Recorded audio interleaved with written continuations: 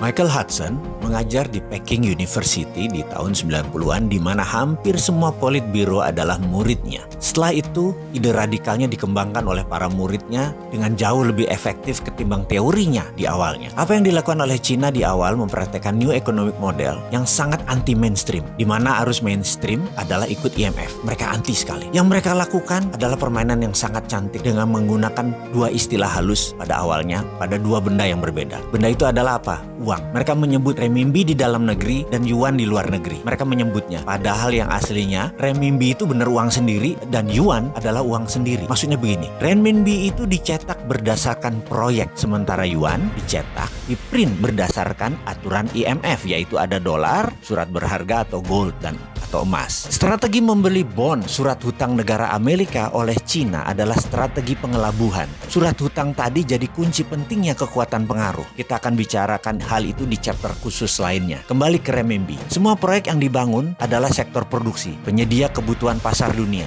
Dan sejak tahun 1980 terus dikawal dengan ketat print renminbi tersebut. Lalu bagaimana Cina menguatkan nilai yuan? Ini kita harus mengambil pelajarannya. Begini ilustrasinya. Kita, negara Indonesia, sepakat akan meningkatkan nilai rupiah. Maka kita menggunakan platform bernegara yang namanya Spice Road atau Spice Road Initiative. Ini hanya contoh, sekali lagi, ngapunten loh ya, hanya supaya bisa mengerti aja. Inisiatif jalur rempah tadi punya strategi yang sama, yaitu punya rupiah biru yang dicetak berdasarkan proyek, sementara kita mempunyai rupiah merah yang berdasarkan aturan IMF. Lalu kita mencari proyek, kita kirimlah kaum lobbyis ke berbagai negara tetangga kita terutama, misalnya ke Papua Nugini. Di sana kita cari calon pemimpin baru dan kita harus mempunyai kaki dalam tanda petik di sekitar pemimpin baru tersebut. Kemudian ketika Perdana Menteri baru Papua Nugini tersebut dilantik, maka sarankan dia untuk membuat proyek yang banyak dan kalau bisa jangka panjang, seperti jalan tol, pelabuhan, bandara, buat dam, pengairan, juga power energy atau power plant untuk listrik. Kita akan biayai proyek mereka tersebut 100%. Katakanlah kita dapat proyek $100 billion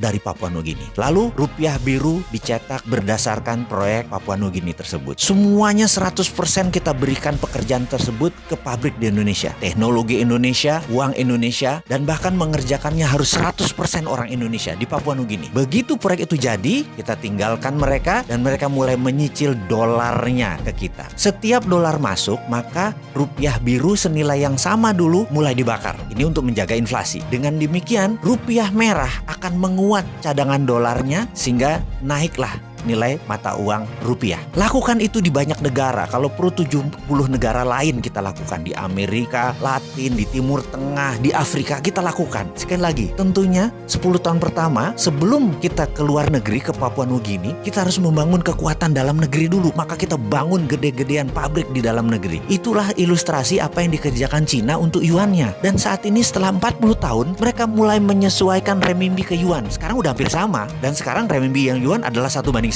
Bukan seperti dulu. Banyak negara sudah menjadi penambah kekuatan nilai yuan. Udah 70 negara. Untungnya Indonesia tidak kena program itu. Beda lah, Indonesia lebih pinter. Jadi itu urusan kita dengan Cina. Sekarang ke depan bagaimana? Kita sekarang mau meniru Cina. Gak apa-apa. Yuk cetak rupiah biru. Betul kan?